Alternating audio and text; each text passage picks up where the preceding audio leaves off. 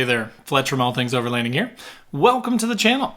Today on this podcast, I'm going to mix things up a little bit. If you have been a listener of my podcast, or if you've watched these videos before in the past, you know that typically they go about 20 to 30 minutes. However, I'm a talker, right? And even 20 to 30 minutes sometimes can feel like a lot of fluff. So I'm just telling you guys right now that going forward, I'm going to really try to cut down the time of these episodes, and I'm going to try and densely pack them with as much information as possible. So I hope that's helpful for you guys. If you are on YouTube, I would love for you to post up in the comments below and let me know what you think about that. Give me some feedback. But today we are going to be talking about prepping for a long overlanding trip. I did a video similar to this about a year ago. It was about 30 minutes long. I've learned a lot since then, so this is going to be different than that video. And again, I'm going to try and make it really short and compact and full of good information that you haven't heard before. The reason that this comes up right now is this time of year, September, is when I go to the core event. I'll put a link in the description below to it. They're already sold out for this year, but maybe next year you could come. It is an amazing event. Overlanding, biking, kayaking. It's up in the very upper peninsula of Michigan. It's amazing. It's put on by Northology Adventures, one of my featured partners, and it is just awesome. So without further ado, let's get into that. All Things Overlanding is brought to you by Red Arc, Power Management Solutions, Rugged Bound Supply Company, rooftop tents, awnings, roof racks, and more. Overland Addict, premium overland gear. Last US Bag, overlanding bags and equipment. Northology Overland, trips, and a monthly overlanding magazine. All of these companies are really amazing, so I highly recommend you click through the links in the description below to learn more about each of them. If you're new to the channel, I just wanted to say welcome. Just to give you kind of a heads up about what kind of content I make here. It's everything to do with overlanding, gear reviews. I have an Xterra, so I talk about that. I do a lot of do-it-yourself modifications. So if you're kind of a budget overlander or like a weekend warrior, this is definitely the channel for you. So make sure you click that subscribe button, click the bell to be notified when new videos drop. I do a couple videos at least a week, so I'm putting out a ton of content, and hopefully it's helpful for you guys. But I'd love to see you as a subscriber. Check the description below for links to Facebook, Instagram, the podcast, and also my Patreon page. We're getting a really cool community together over there and kind of just chatting about gear without all the elitists and the snobs and stuff. So I'd love to have you in that group as well. But let's go into my first topic for today. I have talked about this one before, and I'm still a huge advocate for this. When you are planning for your first longer term overlanding trip, 3+ days, 4+ days, 5+ days, not just a weekend trip, right? I'm going to Core, like I mentioned, Keweenaw Overland Adventure Retreat. It's in the very upper peninsula of Michigan. It's about 11-12 hours away from where I live. I will be leaving Wednesday morning at like 3-4 in the morning, and I will be driving up and camping Wednesday night, camping Thursday night, camping Friday night, camping Saturday night. So I've got to really plan. I've got to plan. There's also not a lot up there, so I want to plan to have all my food. I want to have all my beer. I want to have, those are the important things. Cigars, those are the things you need, right? So, but all the gear that I need for that trip needs to be pre-packaged, ready to go, ready to throw in the truck, and ready to get gone without forgetting anything. So point number one is a spreadsheet.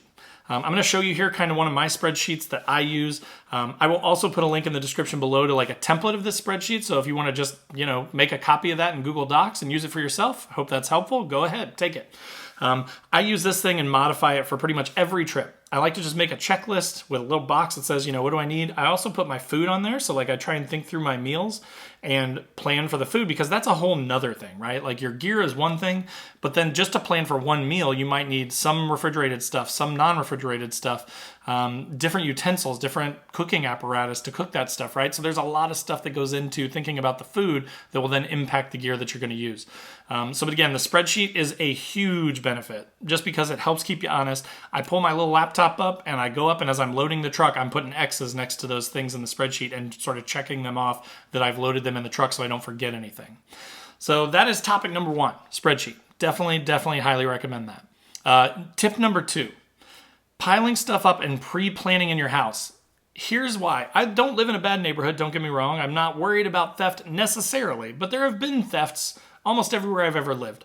So I don't like to put all my stuff in the truck 2 weeks out, right? Like I don't like to have thousands of dollars worth of gear all packed into my truck 2 weeks out. Plus, if I need to take my kids somewhere, if I need to do something, if I need to run to the store and get some groceries, it sucks to have all that stuff in there. So what I do, and I'll kind of show you here, is I kind of make a pile in my basement. I start to get all my stuff. I start to put it in one place. That helps me make my spreadsheet too. So back to point one, it's easier to see it all there. It's easier to inventory it. It just makes it easier to kind of see what you got and see how much room it's going to take up. It also mentally, for me, is an easier way to kind of visualize where everything's going to go in the truck. So as it's sitting there and I can see it in 3D, I'm like, oh, is this all going to fit in the back seat, or does some of it need to go in the drawers, or, you know, am I going to have to use my front seat? Where is all this stuff going to go? So definitely like setting it out, having it all there. I also use that opportunity to charge stuff. So if you've got camera gear, if you've got flashlights, lanterns, that sort of stuff, anything that you need to charge before the trip, by stacking it up near an electrical plug, you can also then sort of cycle things through. And just as I'm down here at night watching TV or whatever, I can look at my gear and I can say, oh, the flashlight's charged up. Let me switch this micro USB to my lantern, or let me switch it to, you know, this other piece of gear, my camera gear that I need to charge up. So it serves dual purposes in that you can charge everything, you can be aware of your charge levels on those things, and it lets you visualize and see the gear and have it ready to go when you're ready to take the trip. All right, tip number 3, cleaning out your vehicle and inventorying what you've got. This has bit me in the butt multiple times, where I assume, because I have a drawer system, like in my mind, I'm like, oh yeah, I had toilet paper left at the end of last trip. Oh yeah, I had bags for my trash last time. I had bags for my toilet last time. I had, 2 cans of chili. I had 3 packs of ramen, 2 instant mashed potatoes. Like in my mind, I feel like I have a really good grasp on this stuff. And multiple times I've gone on a trip and been completely wrong. Not had toilet paper, not had trash bags, not had cooking gear because I left it out of the truck. Like you cannot, in the past, I have assumed that I have something and I've been incorrect about it, and it has really put a damper on my whole trip. So I like to now, what I've learned over the last few years is I will actually run through everything in the truck. I will verify those important things, right? Trash bags, toilet paper, food. What are my food stores like? What are my seasonings like? Do I need more seasoning? Am I out of salt? Am I out of pepper? That kind of stuff. Go through all my stuff in my drawers and just verify what I've got, refill them all, clean out the truck. Because, a lot of times I'm lazy. We're all kind of lazy probably. Sometimes it's easier just to leave your gear in. If you know you're going again in a few weeks, sometimes it's easier just to leave your folding table or your chairs in there and be like, yeah, I got those. But then if they're all piled up and you don't take it apart and check it, you may get out to camp and realize you don't even have a chair to sit in, or you didn't bring your table or your toilet or toilet paper, So again, the best practice, in my opinion, is take everything out of the truck. Everything within reason, right? Things that you don't have to take out, don't take out, but maybe inventory them, refill them, and just then once you've done the refill, you know that all the things that you keep in your truck all the time are good, like toilet paper or food, whatever. But yeah, definitely clean it out. My truck's 16 years old. I don't care so much whether it's dirty or not, but I also don't want it to just be full of leaves and dirt and mud and stuff. So I will often take that opportunity too, just to clean out the truck. Throw a shop vac in there, sweep it all out, maybe take the rubber floor mats out and spray them down with the pressure washer, right? Like just get it all kind of at least mildly cleaned up. Not detailed or anything, but just cleaned up enough that then I'm not going in filth when I take my next trip. All right, so tip number 4. Checking fluids and doing maintenance. This is something that I've talked about before. This is something that I think everybody talks about. If you are going on a vehicle-reliant, long-distance, long-term trip, again, even 3 or 4 days, right? You're going to be relying on that vehicle for that whole time. If you need an oil change to be done, you need to be thinking about that a few weeks out. You need to get it done before you go. If your fluids are low, you need to top off your windshield washer fluid, your transmission fluid. You need to check all this stuff. Brake fluid, power steering fluid, check all those things. Use your manual if you're not super into cars. That stuff is not too hard. Just topping off fluids is not too hard. Grease up joints. Check if your UCA's upper control arms are greasable, do that. Lower control arms, if they're greasable, any of these things. Your U-joints, if they're greasable, grease them, right? Think through that stuff. And make sure you take care of your vehicle. If you're going to take gas with you, you need to go pre-fill up a gas tank and have a Rotopax or a jerry can or something with you. Have that ready to go. But be cognizant of your vehicle, because that is what you're going to be relying on for this whole trip, right? So just take care of it and it'll take care of you. All right, so tip number 5, and I think this one's a good one and one that I didn't touch on in previous videos, but again, now I've learned more and I definitely should have. Like, this is probably one of the most important ones. Know your gear.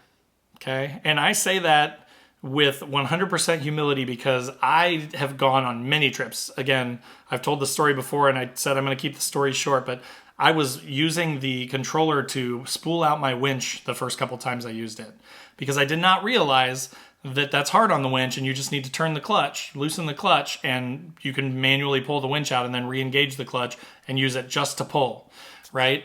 Because I didn't know the gear. So I had a winch. I thought I was super fancy. I thought that I knew all this stuff. And then a friend of mine was like, what are you doing? You're going to burn out your winch, right? So know your gear. Practice with your gear. If you used your winch on the last trip, or if you haven't and it's gotten really dirty or wet or anything like that, take out your winch cable. If it's synthetic, wash it out, clean it up. Pull your truck back uphill, do it the right way. Google these videos, YouTube these videos, and watch videos of how to correctly spool your line on your winch and get it tensioned and ready to go so that if you were out there, you aren't worried about things malfunctioning or going wrong on the trail. Check all your gear. Check your winch, make sure that it works. Check that you have all your recovery gear. All that stuff goes hand in hand with that. If you have a chainsaw, I've told this story too. I took my chainsaw out and I was all excited. I could not figure out how to start that thing because there's like 4 or 5, 6, 7, 8 steps to start that thing. I just thought, I'm just going to go start it. It's easy. It's a chainsaw. How hard can it be? Didn't know what I was doing. Couldn't use the chainsaw. Ruined my whole trip, right? Could have. I ended up, being able to just like make do with sticks on the ground and stuff, but I couldn't process any firewood. If I'd come across a downed tree, I wouldn't have been able to use my chainsaw. I would have had to figure something else out or turn around. So know your gear, test your gear before you go on the trip. So again, I tried to pack this one full, right? I tried to give you guys some good tips, really cohesively and consistently explained, and I tried to keep it a little bit shorter. So let me know what you guys think. Post up in the comments on YouTube and let me know. Head over to the Patreon page or Facebook or Instagram. Drop a comment and just say, hey, shoot me a message. Shoot me a direct message. Shoot me an email at allthingsoverlanding@gmail.com. Just let me know what you guys think of this format. I kind of like it. I think that shorter is maybe better, and I think that if I can shut myself up, that it may provide you guys with more information on a shorter timetable so that you can get through more of these episodes, right? So again, I hope you guys like that. I hope you enjoyed it. As I mentioned, down in the description are links to all the other channels. Come hang out on Patreon, hang out on Facebook, Instagram, listen on the podcast, watch on YouTube. I love chatting with you guys. I hope that you guys are getting a kick out of these things too. And I'm just going to keep making them. So if you don't like them, sorry. You don't have to listen either.